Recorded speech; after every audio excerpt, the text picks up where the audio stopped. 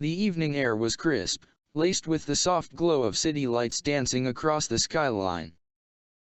Elon Musk, the billionaire entrepreneur who had reshaped industries, strolled into a cozy, high-end restaurant tucked away in a bustling New York neighborhood.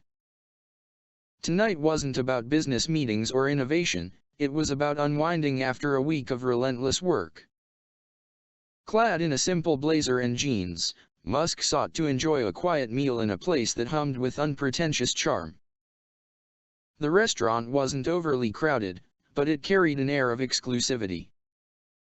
Conversations floated lightly in the background, the occasional clink of glasses adding to the melody of the evening. Elon was escorted to a corner table by the maitre d', who recognized him instantly and offered his best smile. The seat was perfect, discreet yet offering a view of the restaurant's elegant decor. A young waiter approached the table. His name tag read Tom, and though he wore a smile, his eyes betrayed a tinge of weariness. Elon noticed but thought little of it.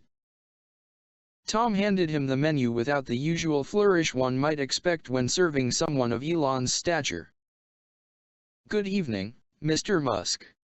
I'll be your server tonight," Tom said curtly, his voice devoid of enthusiasm. "Good evening," Elon replied, offering a warm smile. Tom nodded but didn't reciprocate the friendliness. Instead, he stood stiffly, his pen poised above a small notepad. "What can I get you?" he asked, his tone clipped and bordering on dismissive. Elon was taken aback but maintained his composure. "I'll start with the truffle soup, please, and the salmon for the main course," he said evenly. Tom jotted down the order without a word of acknowledgement, then turned on his heel and walked away briskly. No pleasantries, no charm, just a cold, mechanical interaction. As the evening progressed, Elon couldn't help but notice the stark difference in Tom's demeanor toward other diners. With them, he was cheerful and engaging, offering wine pairings and recommendations. Yet, with Elon, his attitude remained distant, almost hostile. The first dish arrived, and though the presentation was immaculate, the experience felt hollow. Elon was no stranger to criticism, often shrugging it off like raindrops on a windshield. Yet, this was different. He wasn't in a boardroom facing tough questions or on social media confronting trolls. This was personal, and it stung in a way he hadn't expected. Midway through his meal, Elon decided to break the tension. When Tom returned to refill his glass, Elon looked up and said, "Is everything okay? You seem upset with me." Tom froze for a moment, his face betraying a flicker of surprise. Then, his lips pressed into a thin line. "Everything's fine," he said curtly, quickly stepping away before Elon could respond. The coldness gnawed at Elon, not because he sought validation but because he couldn't understand the source of the disdain. He pondered the possibilities. Was it envy? Misinformation? Or something more personal? As the evening wore on, Elon's curiosity grew stronger. By the time dessert was served, a luxurious chocolate souffle, Elon had decided to confront the issue head-on. As Tom placed the plate before him, Elon spoke, his tone gentle yet firm. "Tom," he began, "I don't mean to intrude, but I can't help but feel there's something wrong. If I've done anything to offend you, I'd like to know." For a moment, Tom hesitated. His hands clenched the edge of the tray he carried, and his expression wavered between irritation and vulnerability. Finally, he sighed deeply and muttered, "It's nothing personal, Mr. Musk. Enjoy your meal." But Elon wasn't convinced. Beneath Tom's guarded demeanor, he sensed a story waiting to be told, a truth that could explain the inexplicable. As the evening drifted on, Elon Musk sat alone at his table, the half-eaten chocolate souffle cooling before him. His mind wasn't on the rich dessert or the faint jazz music playing in the background, it was on Tom. There was a story behind those eyes, behind that clipped tone, and Elon couldn't shake the feeling that it was something important. Wealth, fame, and power had often acted as barriers between him and genuine human connections. People either worshipped him or despised him, but rarely did they see him as just Elon. Sitting in that warm-lit corner of the restaurant, he realized he wasn't hurt by Tom's coldness, he was curious about it. Moments later, Tom returned to clear the table. His movements were quick, almost robotic, but Elon noticed the slight tremble in his hands as he reached for the dessert plate. It wasn't anger, it was something else. "Tom," Elon said softly, his voice cutting through the noise of clinking glasses and murmured conversations. "Sit with me for a moment." Tom froze, his eyes darting around the restaurant. I can't do that, sir, I'm working." Elon leaned back, his voice steady. "Then let me make it easier. I'll leave a generous tip, enough to cover your time. Just sit. Talk to me." There was a long pause. Tom glanced over his shoulder at his manager, who was preoccupied with another table. Slowly, almost reluctantly, he pulled out the chair across from Elon and sat down, his hands resting awkwardly in his lap. For a moment, neither of them spoke. The restaurant buzzed around them, but their corner felt frozen in time. Elon studied the young man's face, early 20s, faint lines of exhaustion under his eyes, and a forced composure holding him together like frayed thread. "Tom, I can tell something's weighing on you. I don't know if it's me or something else, but if there's anything I've done to offend you—" "It's not about you," Tom interrupted sharply. His eyes, now glistening with unshed tears, met Elon's. "It's about what you represent." Elon raised an eyebrow, leaning slightly forward. "Go on." Tom's voice wavered as he spoke. "My brother. He was obsessed with your company, Tesla. He believed in every word you said, every promise you made about the future. He worked 2 jobs to save enough money to buy Tesla stock. He wanted to build a better life, one where he didn't have to worry about rent or skipping meals. He'd say, 'Elon Musk is going to change the world, and I'm going to be a part of it.'" Elon's face softened as he listened, the weight of Tom's words settling over him like a heavy blanket. But then, the stock crashed. He lost everything. Every penny he'd saved, every ounce of hope he had, gone overnight. Tom's voice broke, and he quickly looked away, blinking back tears. He couldn't handle it. A week later, he took his own life. The silence that followed was deafening. Elon felt like the air had been sucked out of the room. He could hear the distant laughter from another table, the clinking of wine glasses, but it all felt a million miles away. "I'm sorry," Tom said suddenly, his voice barely above a whisper. "I know it's not entirely your fault. I know the market is unpredictable, and no one can control it. But every time I see your face, every time I hear your name, I can't stop thinking about him. About how he believed in you more than he believed in himself." Elon sat frozen, the usual quick wit and sharp confidence that defined him now absent. He had faced countless critics, endured attacks from the media, and weathered storms of doubt. But nothing had prepared him for this, for the raw, unfiltered grief of a stranger sitting across from him. "Tom," Elon began, but the words caught in his throat. What could he possibly say to ease the pain etched across the young man's face? After a moment, Tom stood up, brushing his hands against his apron. "I'm sorry, Mr. Musk. I shouldn't have said all that. It's not your burden to carry. But Elon shook his head. No, Tom. Don't apologize. Thank you for telling me. Tom gave a small nod, then turned and walked away, disappearing into the bustle of the restaurant. Elon sat there for several minutes, his hands folded in front of him, staring blankly at the empty plate. The weight of Tom's words lingered in the air, and for once, Elon Musk, the man who had faced the impossible and one, felt utterly powerless. The restaurant bustled with activity, but to Elon Musk, it felt eerily silent. Tom's words lingered in his mind, echoing louder than the faint music playing overhead. For all his accomplishments, the rockets that soared into space, the electric cars revolutionizing transportation, the sprawling vision of a better future, he realized there was a chasm between intention and outcome.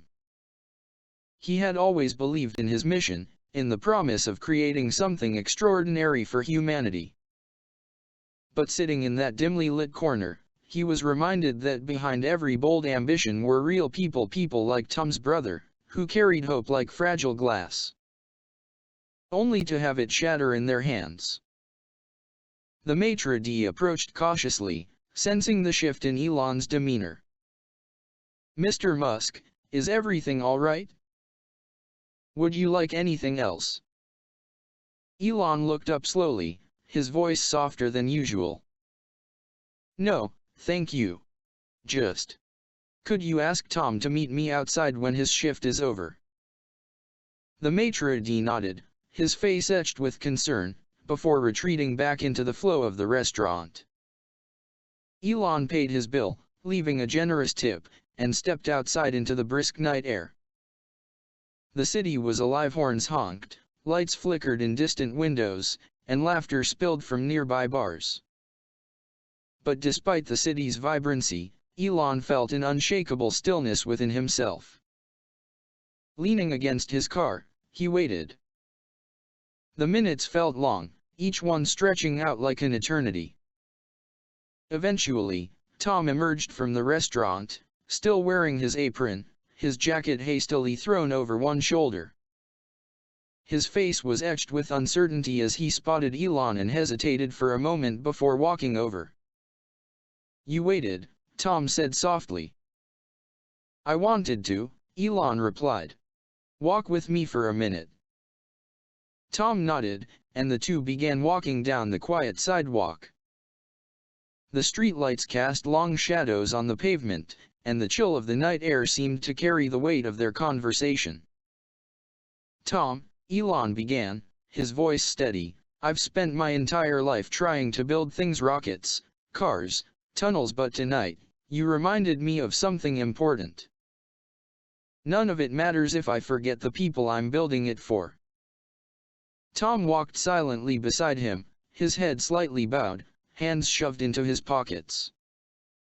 Elon continued, "I can't bring your brother back. And I can't change what happened. But I can promise you this: I'll do better. I'll work harder to make sure that the people who believe in my vision don't feel abandoned. Because people like your brother, they're the reason I started all of this in the first place." Tom stopped walking, turning to face Elon. His eyes, though red-rimmed from earlier tears, now held a glimmer of something else, something softer, maybe even understanding. "You know," Tom said, his voice cracking slightly, "he would have loved to hear you say that. He really believed in you. And honestly, so did I. That's probably why it hurt so much." Elon nodded, the weight of those words settling deep in his chest. "Belief is a fragile thing, Tom. But it's also powerful. Your brother's belief in me, it's not something I'll forget." The two stood there for a moment, surrounded by the hum of distant traffic and the occasional gust of wind. It wasn't a perfect resolution. Grief doesn't resolve itself neatly like a movie script, but it was real. It was raw.